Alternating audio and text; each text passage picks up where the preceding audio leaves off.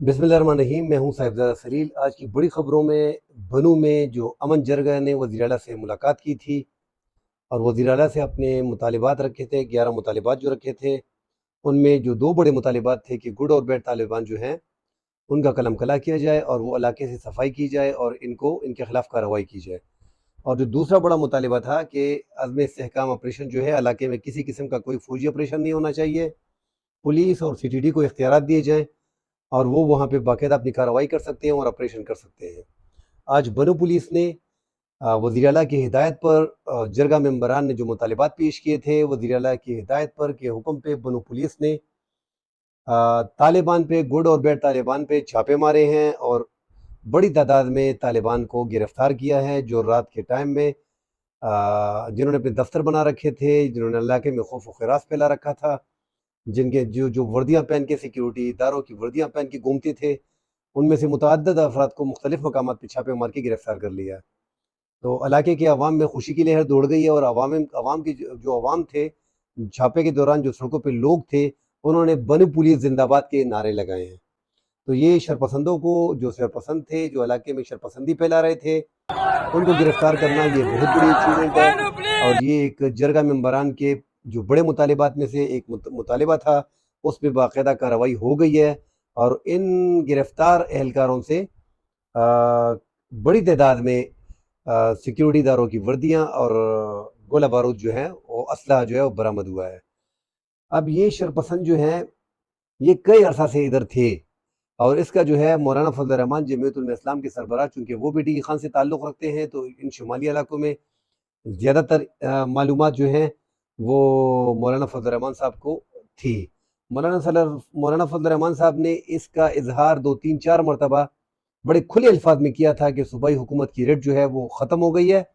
और शाम होते ही, सुबह से लेके शाम तक सूबाई हुकूमत की रेट होती है और शाम के बाद फिर अलिया सुबह तक जो है वो किसी और की हुकूमत होती है। वो निकल के आते, लोगों को तलाशी लेते हैं और लोगों को देखते हैं और हुकूमत उनकी होती है, राज उनका होता है। बड़ी खबरें आ रही थी कि सूबाई हुकूमत भी बत्ता देती है, लोग अगवा भी हो रहे हैं, शरपसंदी बहुत ज़्यादा हो गई थी। और बनू के एरिया में ये जो खबर थी, ये जो मौलाना फजल रहमान जिस तरफ इशारा कर रहे थे,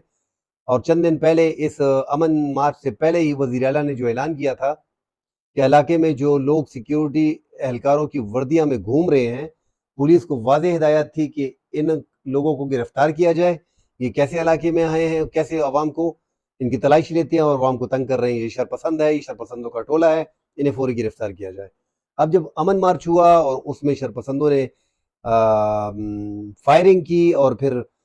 इदारों के साथ जो है उनकी भी फायरिंग हुई, जिनमें एक बंदा जो है शहीद हो गया था और 21 बंदे जख्मी हो गए थे। उसके बाद धरने हो गए थे बनू में, मुसलसल 4 दिन धरने जारी रहे। 5वें दिन जो है वज़ीर आला से जरगे मेंबरान ने मुलाकात की वज़ीर आला हाउस में और उन्होंने अपने 11 मुतालिबात जो हैं, वो जो शुरू में ये मुतालिबात जो थे वो 16 थे, बाद अज़ां 11 मुतालिबात जो हैं वो वज़ीर आला के सामने रखे गए और जो मुतालिबात थे वो सब अवाम की और सूबाई हुकूमत के एक ही मुतालिबात थे। सूबाई हुकूमत के ने भी कहा है, वज़ीर आला ने भी कहा है कि जरगा मेंबरान के जितने भी मुतालिबात हैं ये मुझे मनवान कबूल हैं, इसमें कोई ऐसी बात नहीं है। ये सारे मुतालिबात जो हैं ये हम डिस्कस करेंगे। जुमेरात के दिन एपेक्स कमेटी है, उसकी मीटिंग होगी, जिसमें कोर कमांडर भी होगा, जिसमें अस्करी क़ियादत भी होगी, जिसमें चीफ सेक्रेटरी भी होगा, IG भी होगा और सूबाई काबीना भी होगी, जिसमें ये मामला तय किए जाएंगे। तो ये एक अच्छी खबर है कि जो एक मुतालिबात में से एक बड़ा मुतालिबा था बनू जरगा के अवाम का, वो पूरा हो गया है और अभी स्टिल जारी है, कार्रवाइयाँ जारी हैं पुलिस की। पुलिस मुख्तलिफ इलाकों पे छापे मार रही है और इनके दफातर को सील कर रही है। साथ एक दूसरी बड़ी खबर है पाकिस्तान में कि ऑक्सफोर्ड यूनिवर्सिटी के लिए जो नाम सामने आए हैं उसमें इमरान खान का नाम भी शामिल है और कहा जा रहा है, आज टेलीग्राफ ने एक खबर छापी है जिसमें उन्होंने कहा है कि इमरान खान जेल से ऑक्सफोर्ड यूनिवर्सिटी के चांसलर का इलेक्शन जो है वो लड़ेंगे। इस रेस में 2 साबिक वज़रा हैं, इंग्लैंड के, UK के, बोरिस जॉनसन और थेरेसा मे जो खातून है, जो साबिक वज़ीर आज़म रही है। टोनी ब्लेयर का नाम भी लिया जा रहा है, जो साबिक वज़ीर आज़म थे, और एक आयरलैंड की, स्कॉटलैंड की एक एडवोकेट खातून है, उनका नाम भी लिया जा रहा है। ये इनके दरमियान मुकाबला होगा और ये इलेक्शन जो है इस बार ऑनलाइन होगा। इलेक्शन जो है اس میں سابق اسٹوڈنٹس جتنے بھی ہیں وہ حصہ لے سکتے ہیں۔ یہ الیکشن جو ہے یہ جب یہ منتخب ہو جاتا ہے یہ چانسلر، تو یہ 10 سال تک آکسفورڈ یونیورسٹی کا چانسلر رہتا ہے۔ تو جو اس سے سابقہ تھے وہ 22 سال رہے ہیں، اور انہوں نے جب استعفیٰ دیا ہے تو یہ سیٹ خالی ہو گئی تھی۔ اب اس میں مقابلہ چل رہا ہے۔ 22 اکتوبر 2024 کو آکسفورڈ یونیورسٹی کے نئے چانسلر کا اعلان ہوگا، اور اس کی ووٹنگ کے لیے اس بار جو طریقہ کار بنایا گیا ہے وہ آن لائن بنایا گیا ہے کہ آن لائن آپ ووٹنگ کر سکتے ہیں۔ تو یہ تحریک انصاف کے لیے بہت بڑی خبر ہے، کیونکہ تحریک انصاف کا لیڈر جو ہے عمران خان اس ٹائم پہ جیل میں ہے، اور وہ یہ الیکشن چانسلر کا جو ہے وہ جیل سے کنٹیسٹ کریں گے۔ تو یہ ایک بہت بڑی خبر ہے، پاکستان کے لیے اعزاز بھی ہے۔ اس سے پہلے عمران خان جو ہے آکسفورڈ یونیورسٹی میں 1971 میں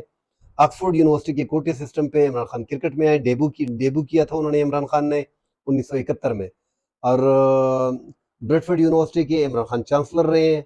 2014 میں عمران خان نے سیاسی مصروفیات کے باعث بریڈفورڈ کی جو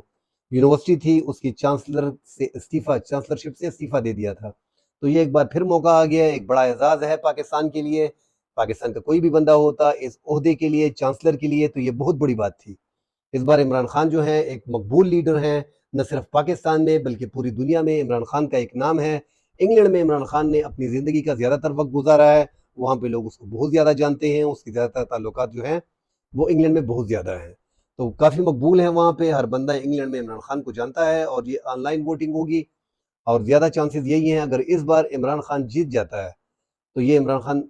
دوسری یونیورسٹی کے دوسری بار جو ہے، پہلی بار بریکفورڈ تھا اور اس بار جو ہے آکسفورڈ یونیورسٹی ہوگی، تو یہ چانسلر منتخب ہو جائیں گے، وہ بھی پورے 10 سال کے لیے۔ تو یہ ایک اعزاز ہوگا پاکستان کے لیے، اور اگر عمران خان جیل سے جیتنا یہ بہت بڑی بات ہوگی کہ ایک بندہ جو ہے وہ جیل میں ہے، اور چانسلر کا آکسفورڈ یونیورسٹی کے چانسلر کا کوئی چھوٹی سیٹ ہے بھی نہیں، آکسفورڈ یونیورسٹی کے چانسلر کی سیٹ ہے جو 10 سال کے لیے ہوتی ہے، جس پہ زیادہ تر سیاسی لوگ آتے ہیں، جتنے بھی ہیں ان عہدوں پہ سیاسی لوگوں کو زیادہ تر چن لیا جاتا ہے۔ جو برطانیہ کے سابق خاتون وزیر اعظم ہیں وہ اس سے پہلے بھی ایک بار 2 بار رہ چکی ہیں آکسفورڈ یونیورسٹی کی چانسلر، اور اس بار بھی امید زیادہ یہ کی جا رہی ہے کہ ان کا مقابلہ سخت ہوگا۔ اب عمران خان کے ساتھ اور ٹونی بلیئر کے ساتھ اور بورس جانسن کے ساتھ عمران خان کا مقابلہ ہے آکسفورڈ یونیورسٹی کے چانسلر کے لیے۔ اگر عمران خان جیل میں یہ الیکشن کنٹیسٹ کرتے ہیں اور جیت جاتے ہیں تو یہ ایک ورلڈ وائڈ بہت بڑی خبر ہوگی، اور تحریک انصاف کو اس خبر سے کچھ بھی نہیں ہے تو بڑا ریلیف مل جائے گا۔ لگ تو نہیں رہا مگر یہ ایک بہت بڑا ریلیف ہوگا، یہ ایک بہت بڑا اعزاز ہوگا جو تحریک انصاف کے چیئرمین کے پاس ہوگا کہ وہ جیل میں ہیں اور آکسفورڈ یونیورسٹی کے چانسلر ہیں، تو یہ بہت بڑی بات ہوگی۔ اس لیے اس الیکشن کو